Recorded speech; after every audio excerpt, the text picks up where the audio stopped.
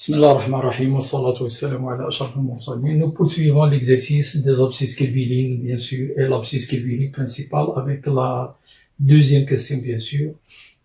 Donc, la deuxième question qui était, évidemment, donnons trois abscisses kelviniennes,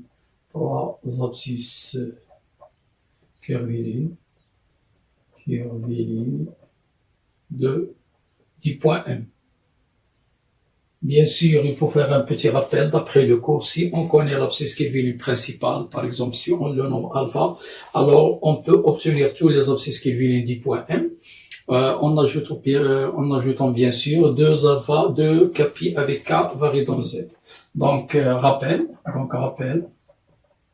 Donc, si alpha est l'abscisse curviligne principale, ACP, on abrégé l'abscisse curviligne principale de M, alors les abscisses curvilignes de M s'obtiennent, bien sûr, en ajoutant deux capi à alpha avec K appartenant à Z. Donc, les abscisses curvilignes de M sont alpha plus 2 capi. Mais il faut bien préciser que K varie dans Z. Donc, il faut bien retenir ce résultat. Or, nous, on a l'abscisse curviligne principale d'après la question précédente, alpha est égal à pi sur 3. Donc, on nous demande de trouver trois abscisses curvilignes du point M. Donc, il suffit de donner trois valeurs distinctes de K pour obtenir ces trois abscisses curvilignes. Donc, donnons à K trois valeurs différentes pour obtenir trois abscisses curvilignes de M. Donc, prenons par exemple K est égal à moins 1. Donc, ceci implique donc alpha. Or, alpha, d'après la question précédente, est égal à pi sur 3. Donc, pi sur 3, puis si on remplace K par moins 1, moins de pi, donc moins de pi, qui est égal à moins 5 pi, donc moins 5 pi sur 3, est un abscisse curviligne de M. Donnons aussi à K, par exemple, égal à 1. Donc, nous aurons donc pi sur 3, plus je remplace K par sa valeur plus de pi. Donc, si on rend au même dénominateur, 6 pi plus pi, 7 pi sur 3. Donc, c'est un abscisse curviligne de M. Il nous reste le troisième. Prenons par exemple K est égal à 2. Donc, nous aurons alpha, qui est pi sur 3, plus, bien sûr, 4 pi, si je remplace K par 2, plus 4 pi. Donc, on rend au même dénominateur, donc 2 pi plus pi, c'est 13 pi sur 3, est un abscisse curviligne de M. Donc, voilà la méthode. Donc, ce qu'il faut retenir, si on a l'abscisse curviligne principale, donc on peut déduire toutes les formes de tous les abscisses, toutes les formes des abscisses curvilignes en ajoutant 2 capi. Et si on nous demande un nombre précis d'abscisses curvilignes, il suffit de donner à K des valeurs différentes, mais attention de Z et non pas d'un autre ensemble. Maintenant, on va passer à la troisième question. On nous demande de construire, donc la construction, donc construisons le point M. Bien sûr, l'abscisse curviligne, on ne va pas travailler avec le premier abscisse curviligne car il est énorme, il est très grand, mais on travaille avec son abscisse curviligne principale, comme on l'a déjà trouvé dans la première question, pi sur 3, parce que c'est très facile de travailler et de représenter les points qui ont, bien sûr, des abscisses curvilignes principales, puisqu'il est petit. Donc, vous allez tracer correctement avec les outils, etc. Nous, on va donner, bien sûr, une valeur approchée. Donc, voilà le cercle trigonométrique. Donc, il faut convertir le pi sur 3 le pi en degrés, bien sûr, est égal à 180 divisé par 3, donc c'est 60 degrés.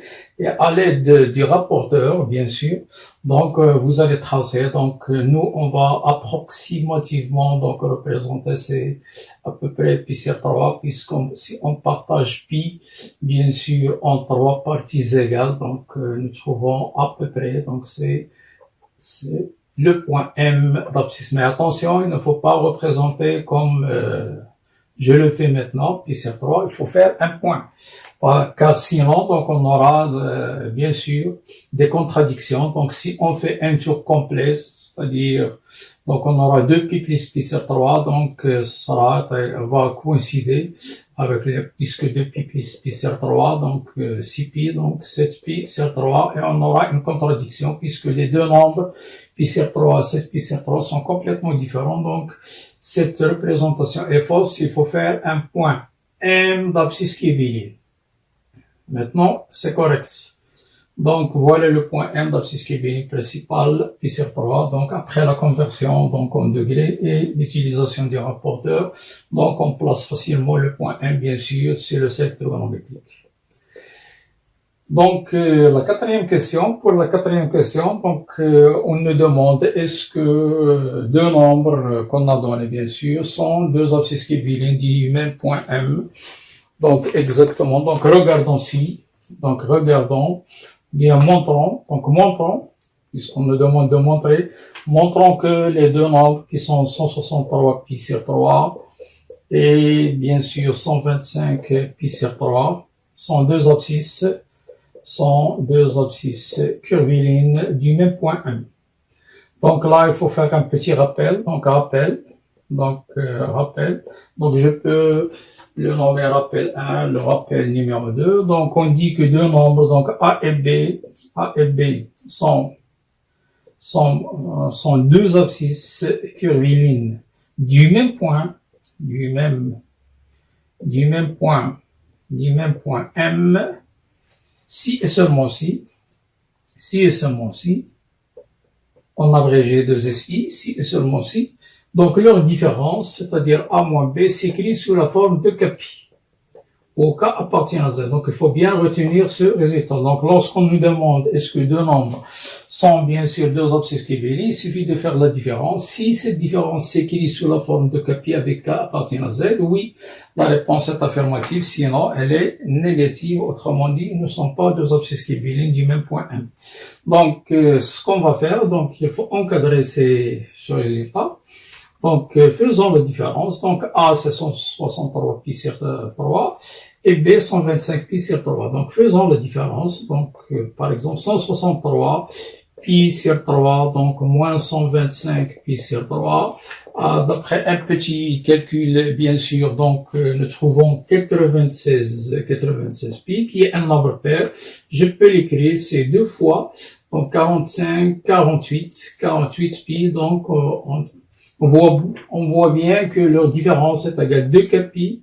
Donc, le K, c'est 48 et il appartient bien à Z. Donc, la réponse est affirmative. Autrement dit, donc, 163 pi sur 3 et 125 pi sur 3 sont deux abscisses curvilignes du point M. On se verra dans un autre chapitre, bien sûr, de la leçon calcul trigonométrique. N'oubliez pas de s'abonner à la chaîne Top Maths Everywhere et d'activer aussi la petite clochette pour bénéficier des nouveautés de la chaîne. Donc, à bientôt.